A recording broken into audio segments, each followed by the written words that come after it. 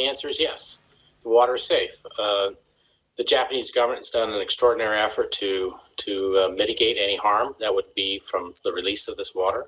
Frankly, they're diluting it to such an extent that it would be hardly detectable above background. I think you realize that the key element of this that's left in this water after it's been treated is tritium.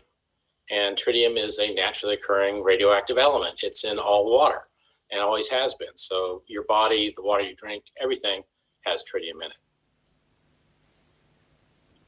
How much of this decision to release the water, though, is driven by the fact that essentially the facility is just running out of storage space? In other words, it had no choice. Or is there another option apart from releasing it into the ocean?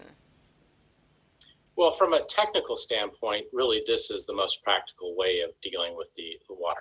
Yes, you're right. The plant site is full of tanks.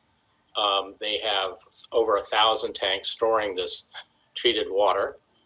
And there really is, frankly, there's no room left to continue building tanks. And at the same time, they have to decommission the reactors, the damaged reactors. And they have to have space to do that. So ultimately, you're going to have to remove some of these tanks just to be able to perform the decommissioning operations that they really need to focus in on.